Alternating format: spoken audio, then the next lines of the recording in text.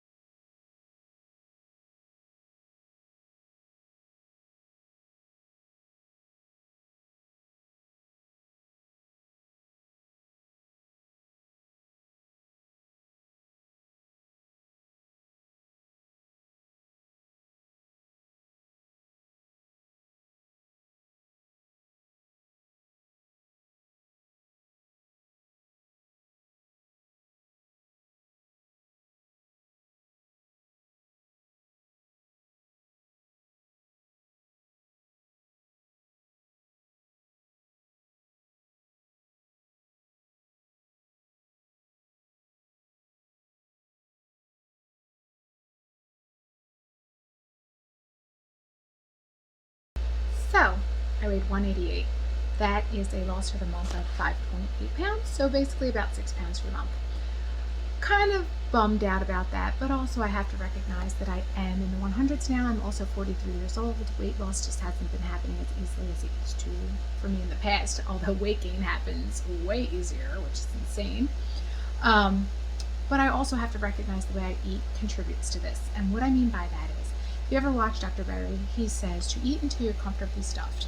So he's not telling you to be Thanksgiving stuffed or stuffed to the point of pain, just to be stuffed and to have that like not comfort, but that feeling before it becomes discomfort, you know? And for me, with all these years of yo-yoing up and down, doing keto, getting off of keto, doing Carnivore or whatever it is, I have success and then I fail, and I've been learning these things about myself every single time I fail. Every single time I fail, I learn something different. And what I've learned this time is I have to eat until I'm more than comfortably stuffed. I push it to the point where I'm not quite painfully stuffed where I want to vomit, but I'm in between that and comfortably stuffed, a little somewhere. But when I eat that way, I am completely satisfied until the very next day and I don't have to eat again. I don't want to eat again. And that seems to be something that has been keeping me on track. Um, Also, one thing I've learned from these failures all these times is that I don't want to white knuckle it anymore when I feel hungry.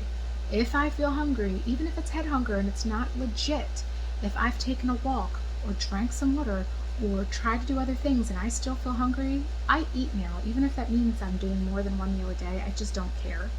I will eat a burger, I will eat an egg, I will eat fish or something, whatever it is that's like no carb or low carb. I will eat it now. And that has been working for me. I don't have to do that very often. It doesn't happen all that often. But every time in the past, when I've got to that and then I've white knuckled it, like, girl, you ate plenty of calories for the day. Not that I believe in calories in, calories out, but you know, I had plenty of food and I'd be pushing it if I ate more. I wind up going back to garbage. So we're trying to avoid that. And so far, so good. So, yeah. So I feel though that I'm probably pushing past where I should be eating. I'm not really following my body's hunger cues. So maybe I'm having a little bit more food, more energy than I need. But so be it then if that means I lose 5 to 6 pounds a month. That sucks. I want to get to my goal as quickly as possible. Don't we all? But if I'm eating that way and I'm completely satisfied for the rest of the day, and I have that food freedom where food is not the center of my universe all day long, you don't understand. I mean, maybe you do. You probably do. How frustrating that is to be the most important thing in your life is like what you're eating, when you're going to eat. Too much. Sorry, her air conditioner. I just love having the food freedom. I really do. And I actually look forward to my meals every day. So there still is a thing with me and food and pleasure. A lot of people are like, oh, I don't eat for pleasure anymore.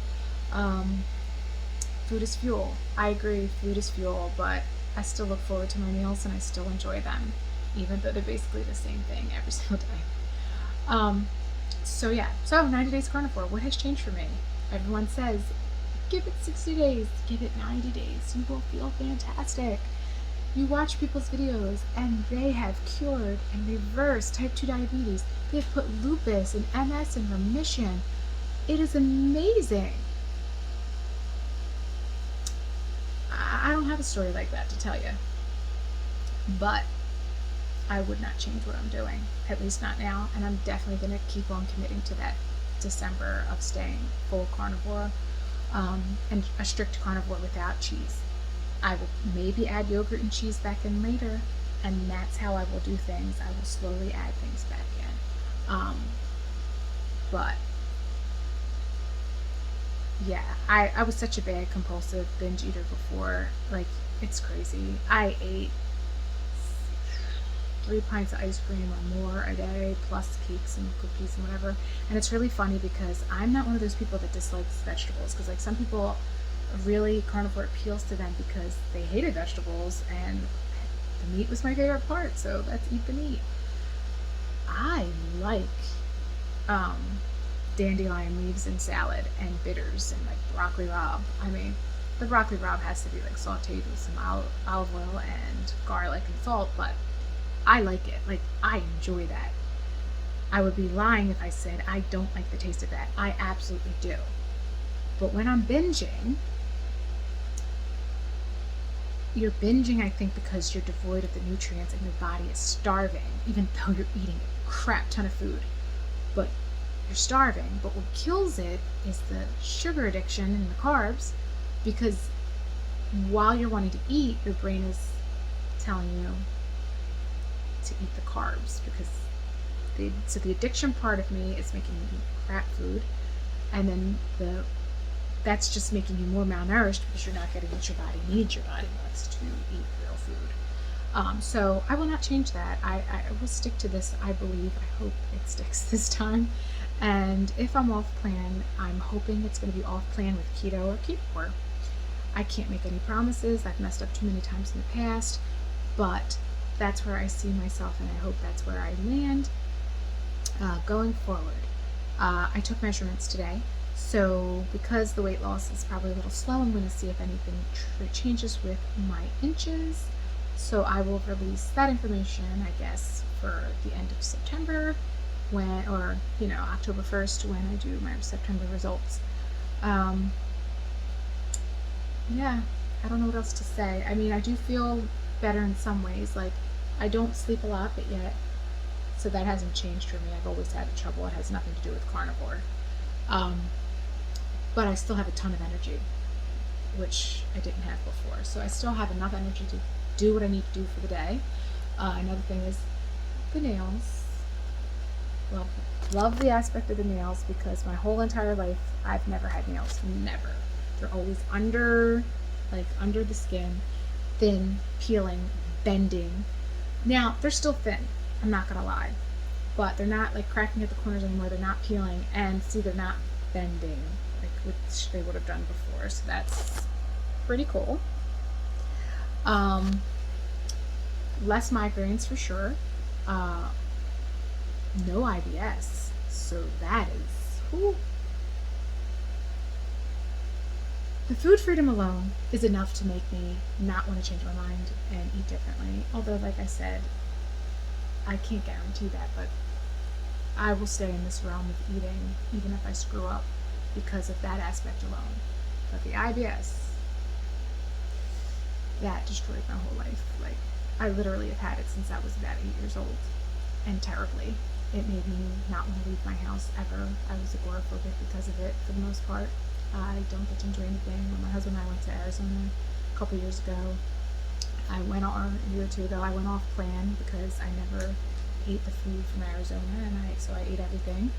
And yeah, I paid dearly for that, and it caused a lot of messed up issues where I was literally crying because I couldn't find a bathroom anywhere, and I really thought I was going to go on myself. So that's another one that's absolutely incredible.